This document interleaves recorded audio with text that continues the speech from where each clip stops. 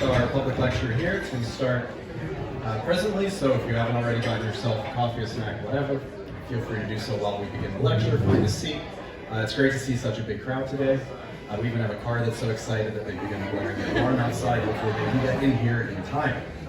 Anyways, welcome to Coffee Shop Astrophysics. There's a lot of familiar faces in here from people we've seen at talks before, and a lot of new ones as well, which is great.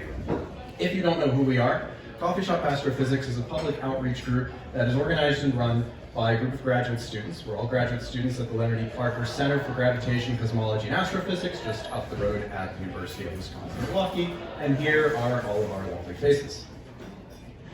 We also want to bring to your attention that the University of Wisconsin-Milwaukee, UWM, does have a planetarium that hosts their own events. Perhaps you would be interested in some of those. We've listed these events here. Of course, over half of them are actually already done. They were in January or February, but please take note if this interests you that we will have some in the future if you'd like to attend those. If you have any ideas for future coffee shop talks, we're always interested to hear what you have to say, what ideas and what you might like to hear us talk about. So you can always reach us via our email address that we have down there at the bottom, or just come up to us afterwards and let us know what you think. One new piece of information that maybe you didn't know is we actually do have a YouTube channel, because over the past year or so we've made more of a concerted effort to both stream our talks, live stream them on YouTube, as well as have them persist, of course, after the talks. So in case you either would like to make it but can't in one particular month, or you know people who can't make it, maybe they're not from this area and they'd be interested in these talks, or if perhaps you'd like to revisit it later on, some of our slides, some of our talks, we do have a fair number of them up on our YouTube channel, so feel free to visit it. Today, two speakers. First will be myself, Gabe Friedman, and then finishing up will be Matthew Salvatore. The topic for today's coffee shop talk, first one of 2023, I do have some potentially frightening news for you all. The universe is not real. Please don't panic, please. It's not what it looks like, but actually, wait, no, that's not what we mean. I guess it's not what it sounds like. We'll be pedantic here. But I'm not lying to you. You see, the 2022 Nobel Prize in Physics, awarded in the fall of last year, given to these three gentlemen, Elaine Aspect, John Clauser, and Tim Selinger, was awarded for experiments, and this was the actual quote from the Nobel Prize Committee, for, quote, experiments with entangled photons, establishing the violation of Bell inequalities, and pioneering quantum information science. What the heck does that actually mean? If we just take that phrase and we send it through like a D physics terminator, which I admit sounds even scarier, what pops out, what this really translates to, is that this was awarded for experiments showing that the universe is not locally real. Okay, let's just take that in for a moment and try and figure out and decompose what that actually means, because maybe this still isn't in purely layman's terms yet. So what we're going to do, we're going to go through sort of a quantum physics starter pack. I'll give out some terms, things that we need to define, understand, so we can build up our knowledge to actually figure out what these experiments did, why they were so important, and why the universe is not locally real, and why you shouldn't be scared. The words that we want to talk about, or that I'd like to define: observer, measurement, state, uncertainty, real, hidden variable, local, superposition, and entanglement. We'll start with observer. Real, big picture, layman's terms definition. What's an observer? Well, I mean, it's one who is observing, to be specific. It's really just someone or something who's sort of taking in the world around them. We don't want to go into further details at this time. Typically, when we're approaching this problem in quantum mechanics and we're talking about observers, there's two of them in particular that we like to use for these thought experiments. One is Alice, and one is Bob. Now, why, of course, out of all of the possible people have all the possible names that they choose Alice and Bob? Perhaps it's a coincidence, perhaps it isn't. Measurement, our next term. So measurement, as I want to define it here, is like the action of finding something out about an object or a system just through testing it or through observing it. An observer, after all, should do some observing. And for the rest of these terms, I'm going to try and build this up through sort of a macroscopic metaphor, something that we might be able to encounter or understand in our everyday lives. That metaphor is going to be Alice and Bob, our friends here, they're going to go to Anodyne one day, and they would like to order 2 unknown drinks. Now, this is the key. They're not going up there and saying, I would like to order this exact drink. They're just saying, I would like to order a beverage. They have no idea what exactly it is, but they do, of course, want to know, after they order it and get it, what's going to be in each cup. How do they actually find out what's going to be in each cup? What drink do they have? Well, they want to take a measurement of that. It's easy. They drink it.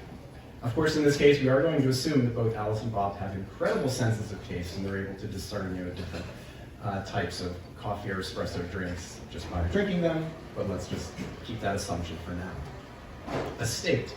Next word I'd like to define. A state here is one of sort of all of the different possible properties of a system that you're trying to measure. Go back to the coffee metaphor and say we've got the type of the drink. Now that could be a state, it could be an espresso, it could be a coffee. Of course, that if it's an espresso drink, there's a bunch of other states there. It could be a latte, a cappuccino, Americano, cortado, macchiato, etc., etc., etc. If it's just coffee, it could be a light roast, a medium roast, a dark roast. Of course, there's other possible states that we could look at. Perhaps if there's some dairy in there, whole milk, oat milk, cream, almond milk, etc. Or if perhaps there is some sort of flavor in your coffee or espresso. It's vanilla or hazelnut or almond or caramel, etc. All of those different flavors, dairy, or types of drinks, those could all be the states of our system. But for now, we're going to keep things really simple because there's a lot of possible options on that last slide. We'll keep it real simple and just say that Alice and Bob are wondering whether they have an espresso or they have coffee. So E for espresso, C for coffee. They can't look inside the cups. They're not able to do that, so they can't just see right away what exactly they have. However, if they take a measurement and they drink it, at that moment that they take a sip, now they know what they had to drink. And Alice realizes, oh, I got an espresso. And Bob realizes, oh, now I have a coffee. Uncertainty. Next word we'd like to define here. Uncertainty in this context is like the inability to measure multiple properties exactly at the same time. And if we go back to like the different possible states of our coffee system, let's just say that perhaps Alice and Bob are given flavored drinks, or they're given drinks that have different types of dairy in them. Could they determine multiple states of the system at once? If, say, it's a vanilla espresso or hazelnut coffee. Well, by this uncertainty principle, if they're trying to exactly measure one state, the better they're able to discern one state, they have a more difficult time figuring out information on the other. So maybe that espresso taste is very strong, but Alice is able to tell that it really is a vanilla drink. You can really taste the vanilla flavor, but she has a difficult time discerning anything else about that drink. And likewise, on the other hand, Bob knows that he's got coffee, but he has a difficult time figuring out what flavor might be in there. Once they know more about one state, they have a very difficult time measuring the other one exactly. Real, which is probably the one word up here that most of you are wondering, how the heck are we going to define this? Because that really makes the context of our talk title, The Universe is Not Real. How we're going to talk about it is that real means all objects have specific properties regardless of whether we actually measure them. Back to this example, at the time that Alice and Bob first drink their beverages, Alice knows that she has an espresso, Bob knows that he has a coffee, but that's only when they drink it. Let's just say that 2 hours earlier, we're going to go back in time now to the point where Alice and Bob maybe put in a to-go order and for some reason called in their coffees 2 hours ahead of time, ordered it, and then the drinks were made at that exact time, and it took a couple hours for Alice and Bob to actually get here and pick it up. To them, to Alice and Bob, the states of those beverages are unknown until they actually get there and drink them. But what are the states of the beverages? In a real universe, at the moment that they're actually made, regardless of when Alice and Bob take a measurement, the type of each drink will be determined at the moment that it is created. Which, that kind of makes sense, right? That's how we view the universe in our everyday lives. Hidden variables. Next phrase I'd like to define. Hidden variables, things get real wishy-washy here. It's like just sort of hypothetical things that we can't really observe, but we use it to explain certain phenomena. It's just us throwing band-aids on like certain theories because we can't understand it and we can't figure out why we don't understand it. So we just say, oh, it must be a hidden variable. And in the case of this coffee metaphor, let's just say if the states are always defined in a real universe, but Alice and Bob don't know that until they take a measurement, take a drink, maybe they're just missing some key information about their drinks that would have given away the states of their beverages. And so for example, let's just say that each drink has sort of a sleeve on it. You know, it's a hot beverage, so the sleeve's on there to regulate the temperature to your hand, and it's obscuring part of the cup. And if they just took the sleeve away, maybe it turns out that the type of each drink was written on there the whole time, but they would have obviously never been able to see that. So just some key information that they were missing and would have never been able to see. Local. The other very important term, of course, for defining the universe is not locally real. When we're talking about local in the context of this coffee metaphor, it means that objects can only be influenced by their immediate surroundings. So imagine that right as Alice and Bob have their drinks, they're about to start them, and at the exact moment they take their first sip, a coffee shop from all the way across the world sends out this little laser beam that alters the states of both of their beverages and changes it. In a local universe, that would not be allowed to happen because that is not an immediate surrounding. Of course, there are some caveats, some sort of restrictions we need to put on this statement, but I will get to that later on in my part of the talk. The next term, we want to talk about superposition. And here's where things start to get a little crazy, I admit. Superposition means that before measurement, the objects can, and often do, exist in multiple states at once. Again, when Alice and Bob first take their drink, they can identify it as either an espresso or a coffee. And perhaps if it were a real universe, it was an espresso at the point that it was made, or a coffee at the point that it was made. But the principle of superposition states that actually, until Alice and Bob take their first sip, the drinks are both espressos and coffees simultaneously. And it's not until they actually start their drink that the states become defined to either an espresso or a coffee. So yes, I admit this is where things start to get a little strange. And let's just keep that train going and go to some really crazy definition that's very important for this talk and the experiments, and that is entanglement. So entanglement, as we're going to define here, a physical phenomenon where properties of one object are going to depend on properties of another object, so to speak. And let's say that these drinks are entangled, that when they are created, they're created at the same time. If the drinks are entangled, that means one is necessarily made to be a coffee and one is necessarily made to be an espresso. But remember, until Alice and Bob take a measurement, they actually exist in both states at the same time. So let's keep this metaphor going and get things really crazy. Let's say that they get their drinks, they don't actually start them yet, and Alice and Bob go their separate ways. So Alice is going to immediately go back home. She's going to go sit by the fireplace in her study, and she's going to enjoy her coffee while reading a good book. And Bob can't have his coffee right away. He has to go to a construction site for some emergency building assignment. You know how Bob is. And he's not going to have his coffee immediately at the same time that Alice does. Alice is going to start her drink, and she is going to realize at that time, when she takes a sip, that she has an espresso, because she took a measurement of it. What this means, if these drinks are entangled, is that at that exact moment that Alice takes a drink and realizes she has an espresso, Bob's drink is going to become a coffee, even though Bob hasn't even measured it yet, and he won't for some time until he finishes building. That is what we're talking about when we mean something is entangled. And yes, I admit, this is getting crazy. Let's just pause. This is getting silly. So now we're going to go back, look at all these terms again, forget the metaphor. Let's talk about these terms in a realm where they actually start to make some physical sense, or as best as we possibly can make it, and that would be through the lens of quantum physics, where most of these terms arise. And we'll kind of do this in rapid fire mode here. So first, an observer, anything change here. We're going to be a little stricter with some of these definitions. An observer here is just any person or thing that is taking a measurement. So instead of it being a real physical person like Alice or Bob, we can kind of abstract this to, sure, they could still be people, but it's really just detectors, two different detectors of things that are going to be taking some kind of measurement. There's my cyclic definition. But state, next up, we'll actually talk about a state. What we're going to define it here is now a probability distribution for the outcomes of each measurement of a system. What we might look at now, instead of coffee or espresso, is a quantum mechanical particle, which we know could have two different quantum mechanical spin values, a spin up or a spin down.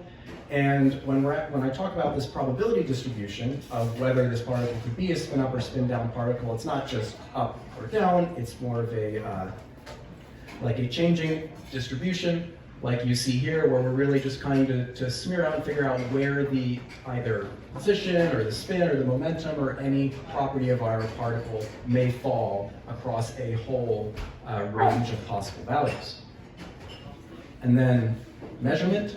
In this case, measurement is somewhat similar to what I was mentioning earlier. Measurement is just testing of a system to yield a numerical result. In this case, we have a source that sends out some kind of particle, it hits our detector, and then that detector is able to take a measurement, and we know that, oh, that particle is spin up. Next, we'll revisit uncertainty. Maybe you're familiar with it through the Heisenberg uncertainty principle, but uncertainty here is a limit to the accuracy with which pairs of physical quantities can be measured. Could be any two states that you want. When it comes to something like the Heisenberg uncertainty principle, the first time it's introduced to you, those two states are the position and momentum of a state. But as we know one better, the other one gets worse, and vice versa. So it's going to be impossible to know both states exactly. Better you know one, the worse that you'll know the other. Superposition. In this case, is any set of quantum states. The principle of superposition is that any set of quantum states could be added together, and then you get another perfectly valid quantum state. Whether that be the example of maybe adding two waves together to get kind of like beat frequencies, but that's superposition of waves. But we could also get superposition of particles as well and their spins. That it doesn't necessarily have to be spin up, spin down, spin left, spin right. It could be any combination of those until the point where it's actually measured. Hidden variables, no picture for this, unfortunately, because it's kind of impossible to do that. But again, hidden variables are just really those band-aids that we throw on the theories. They're explanations of quantum phenomena through currently unobservable entities. We can observe them right now, but we assume they have to be there or else things don't make sense, is kind of the definition of a hidden variable. Get to the two main terms, real and local. Start with real. Definition of real here is that all quantum objects are going to have definite properties from the moment that they are created. That is what it means to be real. We take the example of taking a measurement of this particle, and after we take the measurement, we know that it is spin up. But in a real universe, that particle would always know that it was spin up. It was always spin up before we actually measured it. We just didn't know until it actually hit our detector. In a real universe, that state is always defined regardless of whether or not we have actually measured it first. And then local, things get a little wordy here, but local, again, somewhat similar to the previous example, is that objects are only going to be influenced by their immediate surroundings. We have to be a little more careful with how we define local here. It can't just be other side of the world, other side of the solar system, because particles are only going to be able to interact with each other in this case and influence each other if they are in what's called causal contact. Now, what is this sort of radius or cone of causal contact? That's going to be defined by the speed that information can travel between two different particles. The speed of information is the speed of light, the upper limit, basically, on how fast anything in this universe can go. And when we, as physicists, start talking about causal contact between two objects, we typically don't think of it as like a sphere around a point that, the speed of light out to any single distance. We actually think about it in terms of both space and time, and that's why we use these things called light cones to kind of define the areas of causal contact, potential causal contact between particles. So as you can see here in this example, these two light cones do not overlap with each other. These two particles could not potentially be in causal contact, and therefore they should not, in a local universe, be able to interact with one another and influence each other. But if they were able to do that, and have some sort of interaction between the two outside of the range of causal contact, this locality principle would be violated. And lastly, entanglement from this quantum mechanical perspective. Entanglement is when the quantum states of a group of particles could not be described independently of one another. So going along with what we initially had in the coffee metaphor, now instead we're going to have two entangled particles. They're released from this source. They're entangled from the point that they are, the time that they are released, and we have two detectors that are separated from each other. If one detector measures that particle coming to it, it is spin up, then the other detector must necessarily find that the spin is spin down of that second particle. And what's crazy is that no matter how many times you repeat this experiment, whatever that first detector finds, whatever the spin is, the second one's going to find the exact opposite. Doesn't matter if it's spin up, spin down, spin left, spin right, spin down, spin up, whatever you want, it's always going to find the exact opposite spin as the first detector. So this begs the question, if we really step back and think if we could just have our universe and stick it in a box, and then we look inside, how would we actually be able to define what's in the box? What's there? There's four options. There would be that it is local and real, that these types of non-local interactions outside of the light cones of the two particles, that would not be allowed to happen. You have a local universe, and it would be real because the states of all of those particles would be defined independent of us actually measuring them. They would be defined from the point that they are created. You could have it a non-local and real universe, in this case, where those interactions are allowed outside of the light cones of different particles. They can interact if they're not in causal contact, and again, those particles will always have the states defined at the point of their creation and not necessarily when we measure them. You could have a local and not real universe where such interactions between particles are not allowed if they are not in causal contact with each other, but it would not be a real universe because the states of whatever these particles are would not be defined at all until we actually measure them. And then lastly, of course, you could have a non-local and non-real universe where such interactions between particles are allowed, even if they're not in causal contact, and the states we have no idea, particles are not defined whatsoever, their properties are not defined whatsoever until we actually go and measure them. Which of course begs the big question, well, which one is it? Or maybe more appropriately, which one isn't it? Now I'll hand it over to Brian.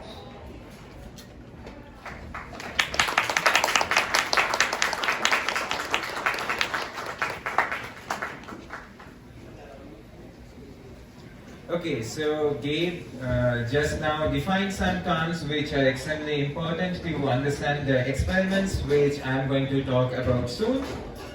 So let's say Alice and Bob decide not to mess around with coffee anymore and decide to get some real quantum particles from the quantum store. So they get a pair of entangled particles and these particles spin in all directions. You can measure the direction of spin using these detectors. These lines show the way these detectors are different is these detectors measure spin along different axes. The spins of this particle can be up or down, left and right, +1 or -1, but they always take two distinct, like one of two distinct values. Now some properties of quantum particles. It's not possible to measure spins along this direction and this direction, the vertical direction and the horizontal direction, or any two perpendicular directions at the same time. This is because of the uncertainty principle which Gabe spoke about in his section. Now some more properties of entangled quantum particles. So since they're entangled, if we measure along the same direction, we always get results which are different. Like if one is up, the other has to be down. If one is left, the other has to be right. If one is +1, the other has to be -1. Okay, so if we have different type of detectors, we might get same or different results. If the detector axis is perpendicular to each other, then it's completely random. So the measurement along this axis has no relation to the measurement along this axis according to standard quantum mechanics. If we have two directions which are not perpendicular to each other, then it's somewhat correlated, it's partially random. Like if you do this 1,000 times, you will observe some correlations. Okay, so let's say Alice and Bob get some particles from the quantum store and goes back to their respective places. Alice measures and finds the particle is spinning downwards. So as soon as she knows that the particle is spinning downwards, Bob's particle has to be spinning upwards. Now, if we assume that these particles are real, that means they were spinning upwards or spinning downwards from the moment they were created, then that's not a problem. just Alice and Bob didn't know how these particles were spinning, so they do a measurement and find out. But if you believe in standard quantum mechanics, the math does not predict anything about the particles except the probability distribution unless and until you measure. So if you argue that these particles had no fixed definite state, that is, they are not real when they are created, so there has to be some spooky action going on after Alice measures the spin so that Bob's detector knows what result to give.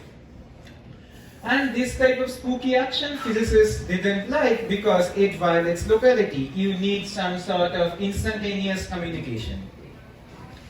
There is another problem. Let's say Bob and Alice decide to measure spins in perpendicular direction. So Alice gets down and Bob gets right. Now let's say they come back and they talk about their measurements. The moment Alice says that her particle is spinning downwards, Bob immediately knows that his particle has to be spinning upwards, and vice versa. The moment Bob says his particle is spinning right, Alice has to know her particle has to spin left. But that violates the uncertainty principle, as standard quantum mechanics says that you can't have measurements of this and this simultaneously. So here they don't do it simultaneously, but it's effectively in some way the same thing because these two particles entangled. So Einstein, Podolsky and Rosen wrote a paper in 1935. They argued that standard quantum mechanics cannot be complete. They didn't say that quantum mechanics is wrong because quantum mechanics has proved has explained several experimental results in precisely. So what they argue is their argument is based on two things. One, that everything is real, like things can be predicted with certainty. It does not depend if you are measuring it or not or who is measuring it. And the second thing that they assume is that information cannot propagate with some speed which is greater than the speed of light. So under these two assumptions, they make some arguments, like the arguments I presented in the previous slides, that quantum theory has to be incomplete. They don't give any mathematical description of what this theory will be. They end by saying that we have shown that the wave function, so wave function somehow relates to the probability distribution, but that's not important here. The wave function does not provide a complete description of the physical reality. We left open the question of whether or not such a description exists. And this is the last line of their paper, that we believe, however, that such a theory is possible. They do not give any theory as an alternate to quantum mechanics. So this thing became pretty popular, and this came out in New York Times that scientists and two colleagues find 8 by 8, they refer to quantum theory as not complete, even though they believe it's correct because you have experiments to back it up. And after this, there was a series of letters between Einstein and Bohr. Einstein's argument is that God is not random, he just doesn't randomly think something, and Bohr's argument that Einstein is no one to tell what nature should do. Okay, so, and this was a matter of like philosophical debates when people were bored or people were just did not want to do anything physicsy. And so Schrödinger designed a thought experiment jokingly just to say how absurd is quantum mechanics when applied to the macroscopic world. And the basis of quantum theory, the equation that we use, is Schrödinger's own equation, but he was a bit concerned that quantum mechanics sometimes becomes weird. So this is how the experiment goes. Let's say you put a cat in a box and you have a flask of poison and you have some mass hanging here. Now this stick may break anytime, and if the stick breaks, the mass will break the flask and the cat would die. Now if you believe in standard quantum mechanics, or if you are orthodox quantum mechanics fan, you would say that the cat is both dead and alive unless and until you open the box. So this was Bohr, Heisenberg, their position. However, if you are a realist, you would say that, well, you don't know how the stick behaves, you can't write some equations which govern this stick, and so you can't say when it will break. So your knowledge about the stick is incomplete, and that's why you can't predict when this will break, and so you can't say if the cat is alive or dead. So the fact that you can't say the state of the cat depends on the fact that we don't know how to model this state, or we have some hidden variables which our theory cannot explain. However, while doing calculations, quantum mechanics always produced correct results, and people were pretty agnostic, like, okay, if we have an experiment, we can use the equations of quantum mechanics to say what the results would be.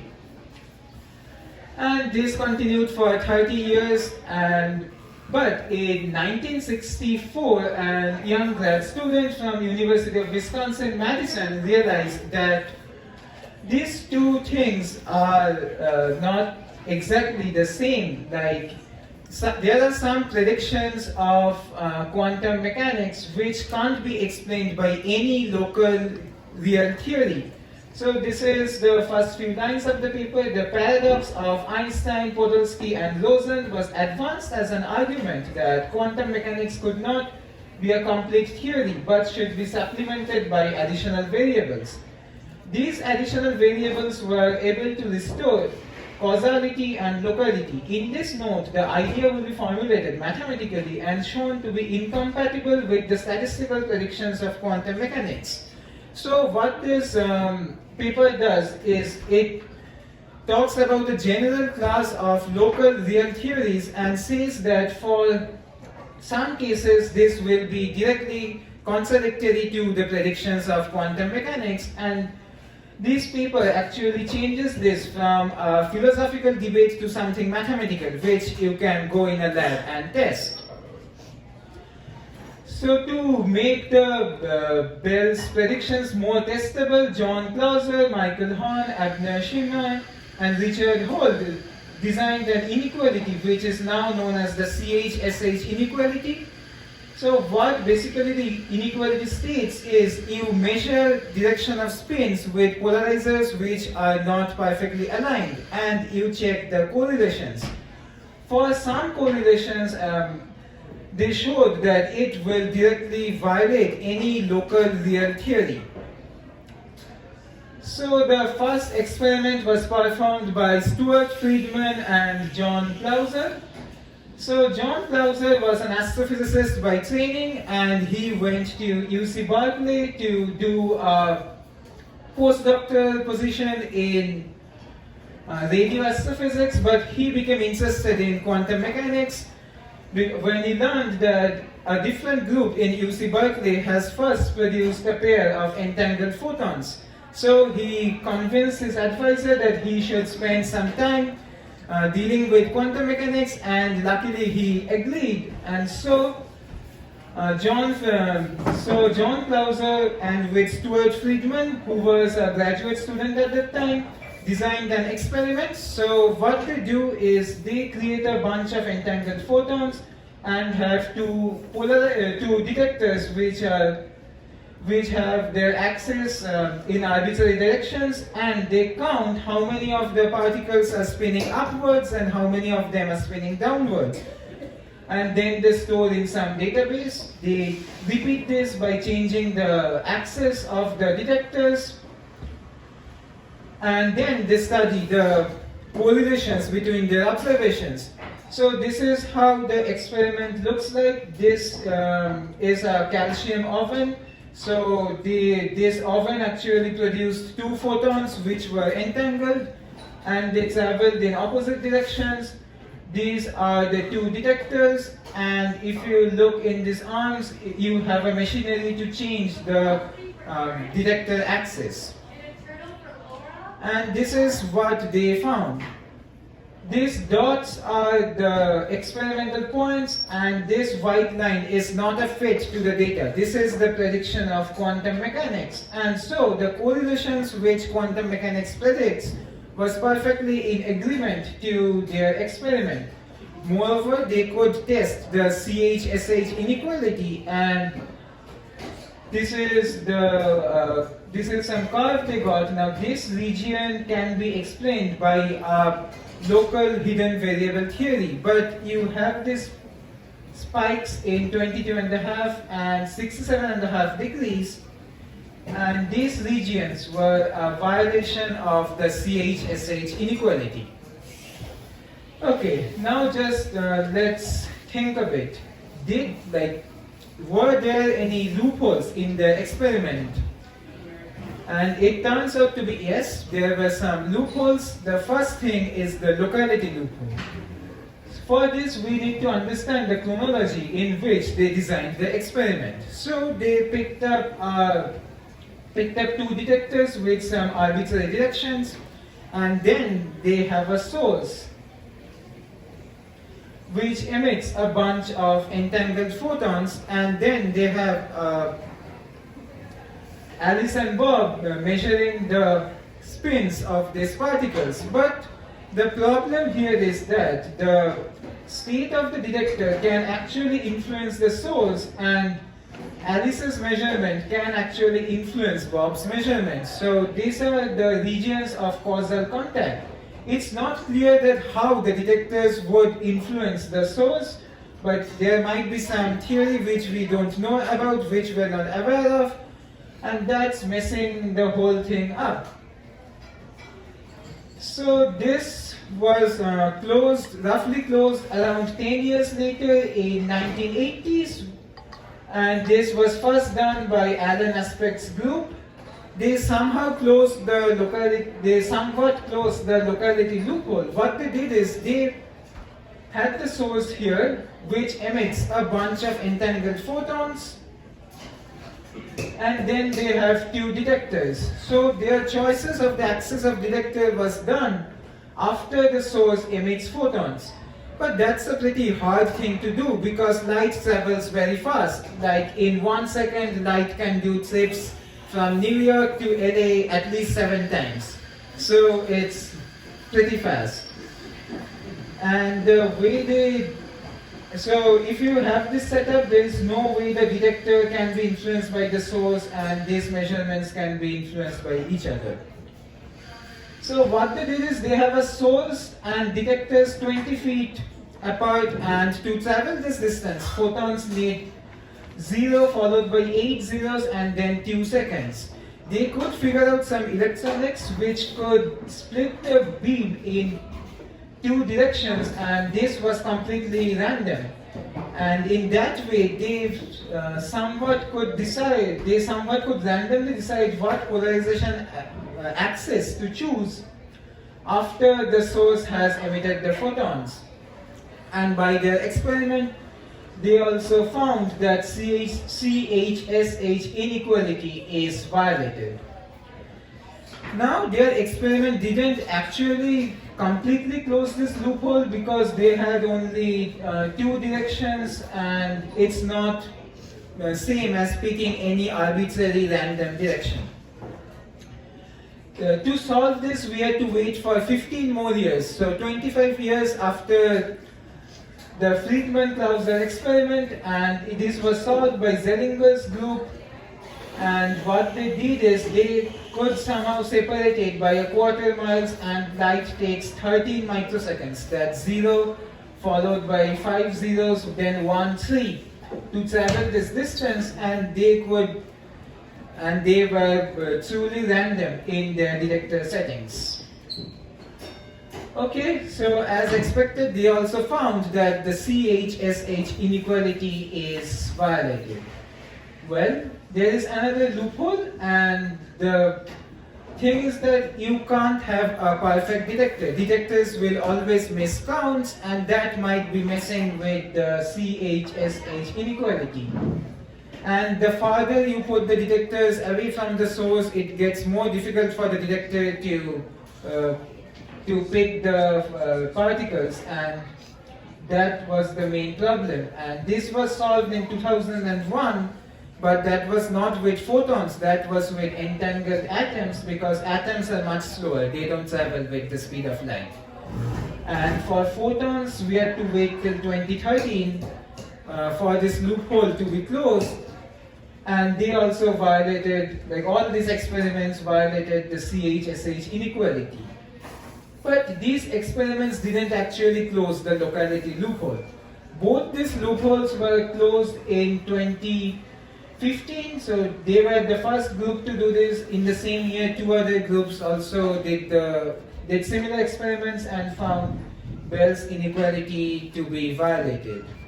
And that again made headlines in New York Times that sorry Einstein, quantum study suggests spooky action is real. Well, there is another loophole, that are we at all free to choose the detector axis? Like everyone shares some same causal past, and there might be something going on that we are not just perfectly random. To solve that, what people do is people use light from quasars. So quasars are massive black holes at the center of galaxies, which are 4.5 billion years old. The reason I chose this number because 4.5 billion years is the age of Earth. So when you are using light, which is 4.5 billion years old, that means is that photon was emitted way before the Earth was created, and it's extremely unlikely when these photons were emitted, they would know that someone sitting on this planet, which would be created someday, would catch us to do some crazy experiments about quantum stuff, and so it's extremely unlikely that they would bias our results in any way. So this is what they do. People point their telescopes to two quasars far apart from each other, and they measure the wavelength of light. Light from quasars actually, the wavelength of light from quasars actually change a lot, and using this wavelength they decide what axis of the detector to choose. And they find that Bell's inequality is again violated. But most of these experiments don't close this detector efficiency loophole. And I am not, like, to the best of my knowledge, I don't think there are any experiments that close all the three loopholes. But with the experiments we have, we are pretty much certain that local realist theories cannot explain the way quantum particles behave. And if we still want to adhere to local realism, then we have to come up with a good explanation why nature is opportunistic. It just uses some loophole to violate Bell's inequality, so that we are confused, or we need to be super deterministic. So what super determinism does is it exploits the freedom of choice loophole. What happens in this type of theories is, right when the universe was created, at the very moment of Big Bang, there was a set of very specific initial conditions that defines everything. What we would do, what we would measure, the fact that we will be in anodine today, and we will present on this year's Nobel Prize, everything was decided at the Big Bang. Now this theory, if you think about it, becomes a bit crazy. Then, like, what about free will? If everything is determined, what about crime? What about punishment? And this theory can get a bit dark if you keep on thinking about it. Okay, so a much more easier explanation may be just to reject local realism and accept the fact that the world of elementary particles is not local and real. Well, so we have pretty much ruled out the option one, that the particles are not local and real. So they can be non-local and real, they can be local and not real, and they can be non-local and not real. It's hard to say which one of this is. The math of quantum mechanics works perfectly fine, and if you go by the standard explanation, it's neither local nor real, unless and until you measure them. But just to end, there is no reason to panic. We don't deal with such small stuff in our day-to-day lives. Small stuff is weird, but the stuff which we deal with are perfectly fine and normal. So that concludes our talk. Thank you, and questions, comments, concerns?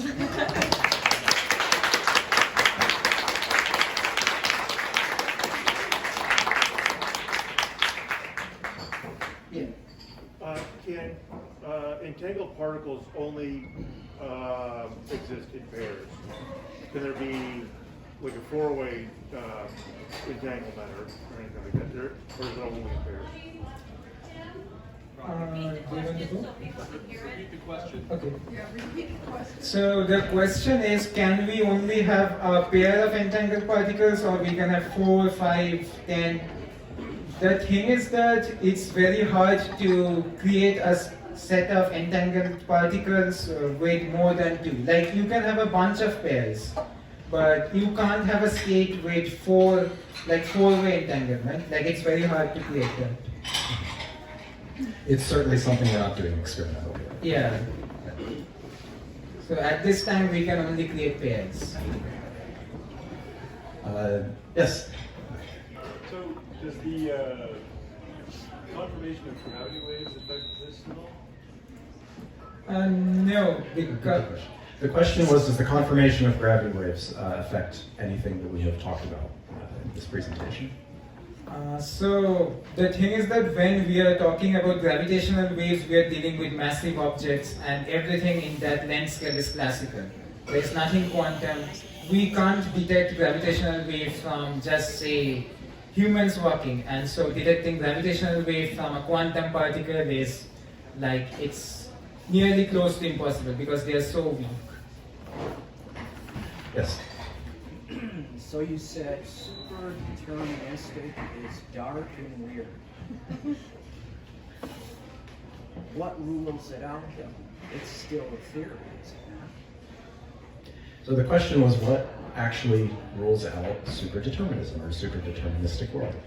And you were the one who brought this up, so that's how you So actually nothing rules it out. We are just here like doing the experiments with quasars and doing the experiment which Alan Aspect and this group does, that nothing in the range of like 4.5 billion years ago to few seconds before starting the experiment. In this range, if there was any, we have ruled out there was no causal contact with the detectors and the source.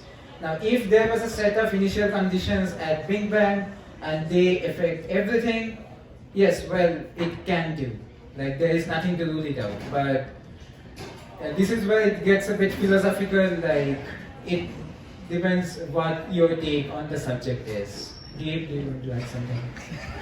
I mean, just the fact that, again, if you could rule something out from today up to 4.5 billion years ago, it's a lot easier to accept that probably was also the case 4.6 billion years ago, 4.7 billion years ago. There's no reason why at that exact point where we just decided to start this experiment that the entire nature of the whole universe just changed like that. Certainly no scientific evidence. Yes? So, you piqued my curiosity about coffee drinks. So, if someone made these two coffee drinks and you have, like, say, a mocha and you have a chai tea, okay, let's just pretend the cups are the same. And you know that they're a mocha and a chai tea, but you're saying you can't know what they are. And is that because it's determined by the observer what they are? So, an important thing to note is that the coffee metaphor is not necessarily how we would actually view the world. It exists as a metaphor because quantum mechanics is weird and it's very difficult to understand in terms that would be applicable to our everyday lives. So this just happens to be one example, just like the Schrodinger's cat in a box is another example of a metaphor. In this case, in particular, sure, if you see it written on the cup, it's like a chai tea, for example. Even if it's not. You wouldn't know until you drink it, or you couldn't be sure, of course, until you drink it, unless you actually, of course, made it yourself.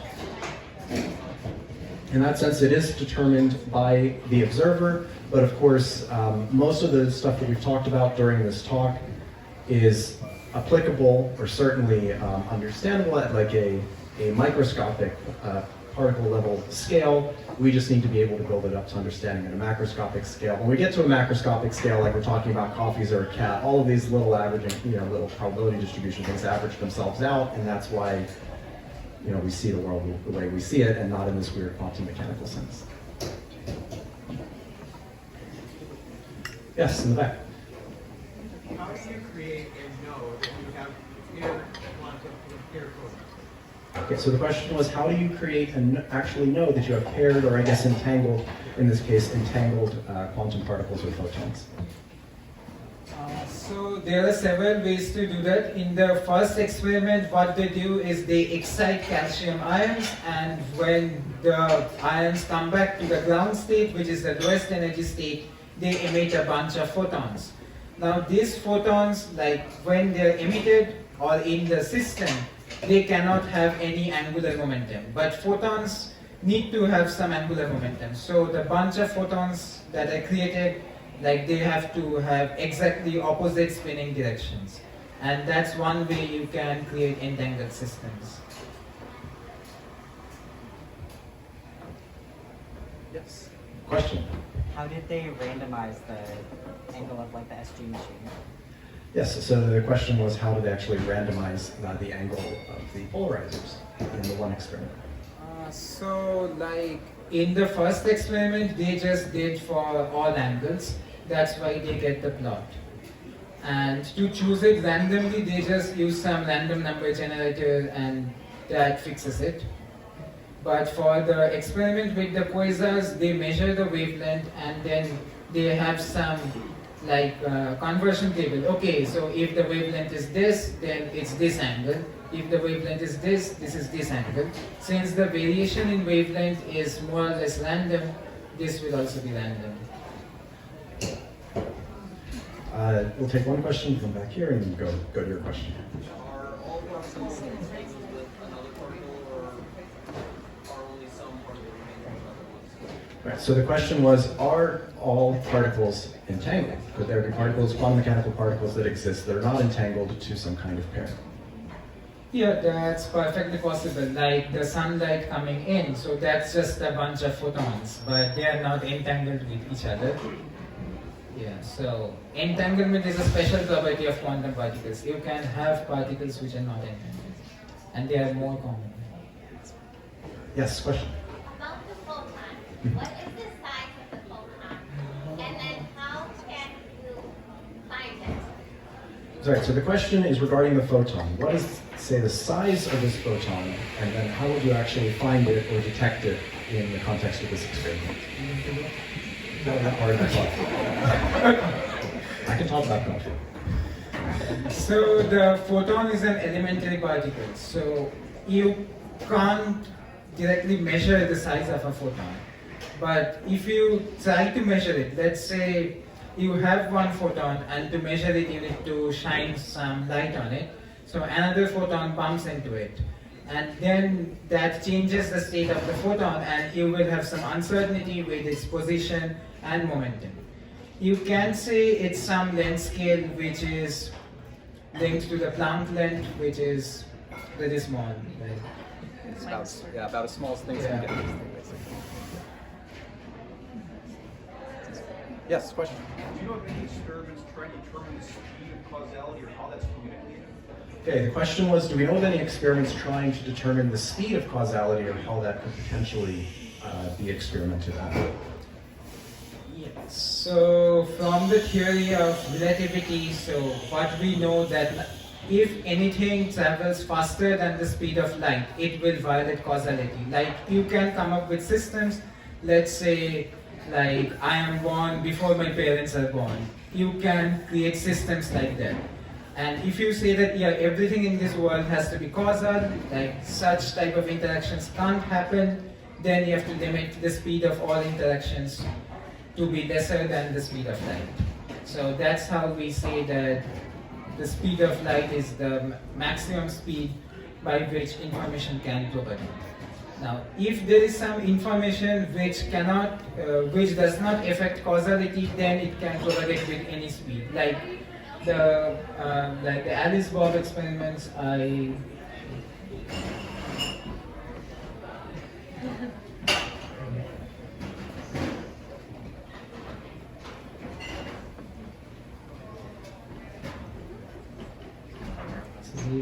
Too many slides.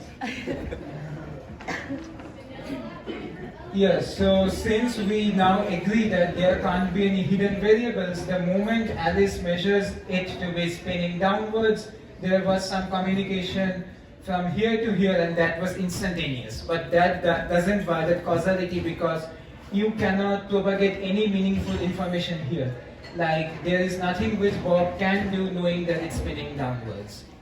So these type of communications are allowed, but any form of causal communication with the speeds greater than the speed of light is not allowed, because then that creates contradictions. Any other questions from the audience? Yes? In Hawking radiation, those particles involved in So, but yes, the question was, in Hawking radiation, are those particles involved in Hawking radiation entangled? So in Hawking radiation is like, it's not a complete quantum theory, because we don't have a complete quantum theory of gravity. It's a semi-classical theory where two particles are created out of nowhere, and that's possible if you have curved space-time.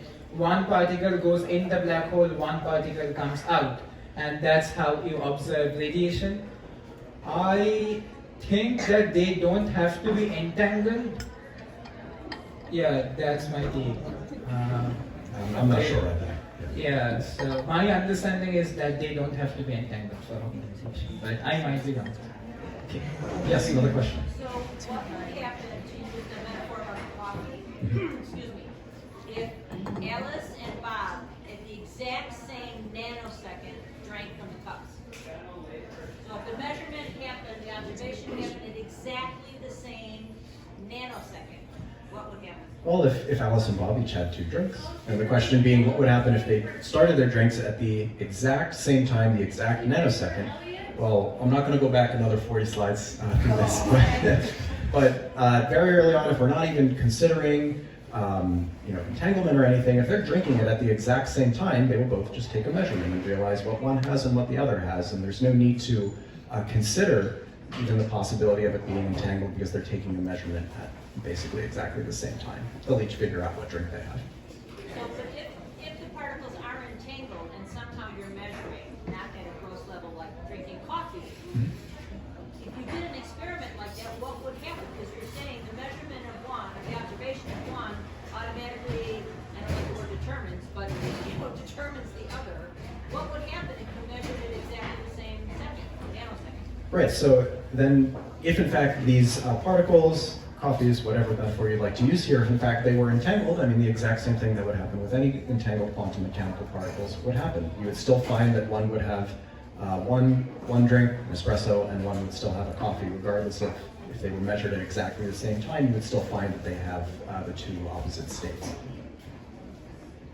And in fact, with a lot of these experiments that Prabh was talking about, that's almost kind of what's happening, because the time that between these detectors actually making the measurements of the entangled photons is so incredibly small, since it's determined by the speed of light.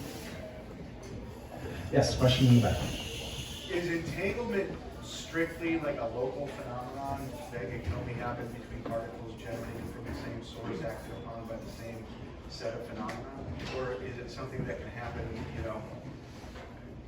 light years apart? So the question was, is entanglement purely a local phenomenon? So does it have to be necessarily 2 particles that are created together or created very, very close to each other and then propagate outwards, or could it possibly be 2 particles that are on opposite ends of the universe? Is there a possibility that they would be entangled? I guess experimentally, to create entangled particles, they need to be created at the same place, but so in that way it's local, but you can take these 2 particles as far as you want and then perform experiments. They won't be local because, yeah. Just as like a further example, an example of this, creating entangled particles that's commonly used in like these thought experiments is, say you have a photon or something that quantum mechanically has spin 0, and then you break it up into 2 component particles. You know that they together, the spin of each has to equal 0, so if one is spin up, the other is going to have to be spin down, and that's how it's one method of creating entangled particles. But of course, in that case, they both came from the same source. Are there any other questions from the audience? Yes? So I guess the tagline, the universe is not locally real. I don't understand the role of the observer. I feel like you could say something about what kind of observer. I mean, that's what I didn't understand. Something seems hidden about the observer in that statement. Okay, so the question was, what is the relation or importance of the observer to basically the title of this talk? The universe is not real, or of course, as we later learn, the universe is not locally real. So what exactly is the role of the observer in the context of this talk? Yeah, so the role of the observer is, let's say you have one photon, and that photon is both spinning upwards as well as downwards unless and until you make a measurement. Once it goes to a detector, then it has a particular value. Like to state this in a more quantum mechanics way, like the photon has some probability distribution, and the act of measurement collapses the probability distribution to one particular value. Before measurement, there was no one particular value. Like it was both spinning up and down with some probabilities. And you can't have measurement if you don't have an observer. Yeah. Yes? How does that play into the super deterministic stuff? That count as an observer? So the question was, how does our previous question and answer talking about how the role of the observer plays into the statement the universe is not locally real, how would that affect at all the role of superdeterminism or ruling it out? Yeah, so the issue is the way the math of quantum mechanics is designed. Like if you start with the Schrödinger equation, you can't say anything about one particular state of a system. You get a probability wave, which is known as the wave function. Now the main argument here is that Schrödinger's equation is not a complete theory. After let's say 100 years, we will come up with some theory that doesn't give probabilities but give an exact value. So the thing is that if you want to write a theory which has to be local and real, then there are some predictions of quantum mechanics which is made by Schrödinger's equation, and others can't be explained by a local hidden variable theory. So the thing is that if we want it to be explained by a local hidden variable theory, then we have to assume that the choices of the detectors we make is also influenced by some common past. If the choices of detectors are explained by some, like let's say some mysterious past when they were in causal contact, then actually some other theory can also explain the predictions of quantum mechanics. So yeah, that's the whole argument. Okay, are there any other questions from the audience? We're happy to take them if you have any. If you don't have them right now, you're of course welcome to come up to us as soon as we close the talk and talk to us then. Otherwise, of course, we want to thank you all again for coming today. We've had a great crowd, and you can see, well, we actually went halfway through the PowerPoint presentation, but we'll put the slide back up, our final slide, to say our next talk, I believe, is on March 11th on how do we, quote, see a black hole. We hope to see you all there, and feel free to check out our YouTube channel if, like us, you left this talk thinking, man, quantum mechanics is weird and I don't like it and I'm scared. You can watch our talk again and maybe hopefully with easier consents. So thank you again.